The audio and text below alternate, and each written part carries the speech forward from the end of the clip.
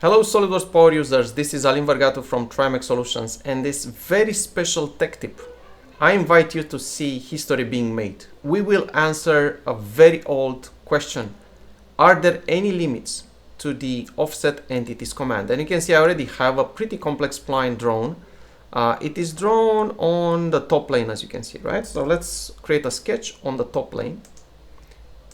I'm gonna select this spline and I'm gonna try to offset it. How much should we go? Looks like 20 millimeter. There is no preview. What about 2 millimeter? 2 millimeter work? Yeah, looks like 2 millimeter works. Okay, what are the limits?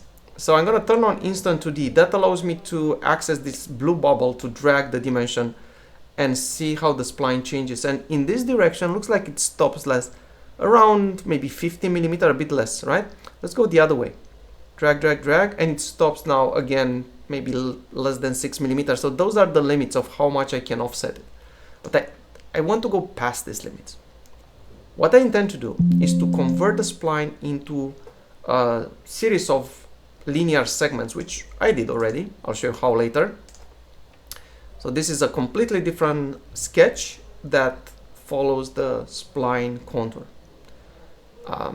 Let's try to offset this. So again, on the top plane, let's select one of these segments, go select chain, run the offset entities, and let's start again with 2 millimeter. You can see the 2 millimeter dimension here. I'm going to try to drag this bubble, and let's see if we can find limits. Look at that. I'm going way past what was possible before, and I can keep going. What about the other way? Let's go the other way around. And it's keep going. Even it's able to intelligently trim itself to find the solution. This is spectacular. I hope you guys agree. Being able to do this type of offset of, let's say, 25 millimeter, not 2 millimeter, but 25 millimeter, and still get something that's probably usable is spectacular. Now, how did I do this? And I'm using just technology that exists inside SolidWorks, and probably anywhere from SolidWorks 2020 to present, this is gonna work. Okay, let's start from scratch. On the top plane, I'm gonna use the Q button to show the planes, start a sketch on the top plane, and start with a spline. Right, the shape is less relevant.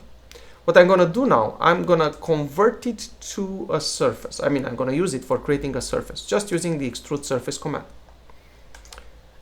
I'm doing that because I want to take advantage of new functionality in SolidWorks. I'm gonna say new, let's say probably 5 or 6 year old, that allows me to convert a surface body or a solid body to a mesh body.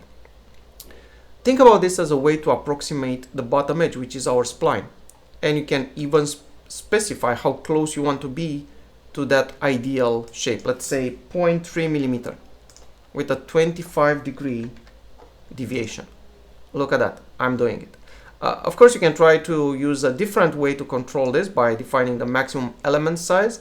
But in this case, I'm focusing on the bottom, so deviation pro is more important for me.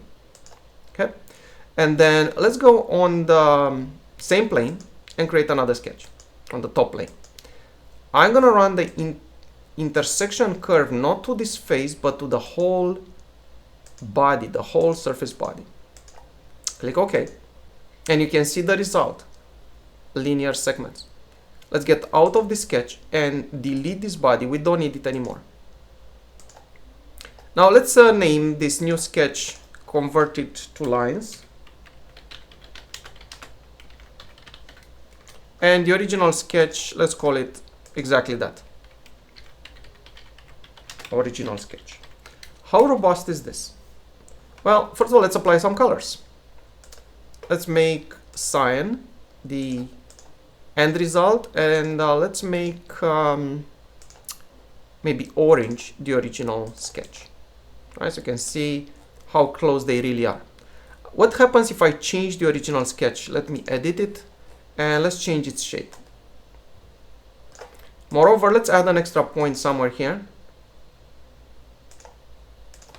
Let's drag this one.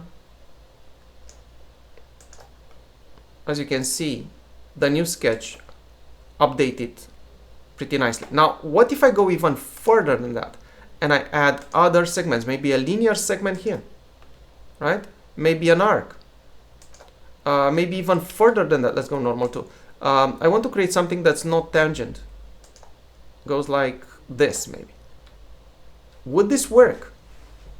Well, let's get out of here and see what happens. You can see how the new sketch updated as expected, right? So now it's just a matter of going again on the same plane, selecting these segments and running the offset command, and just have fun trying to find new limits to what before seemed impossible.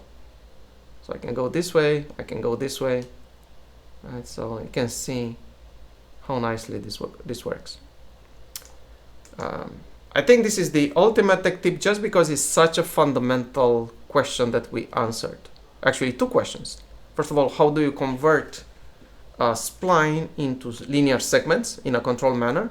Second, how do we go past the offset limitations? And you might say, Aline, this is still not good enough. I would like the result to be turned actually back into a spline. Very good. We know how to do that, right? Simply run the, let's select again the resulted segments and run the fit spline command. You can even specify how close you want to be, let's say 0.1 millimeter. And the result, it's a spline.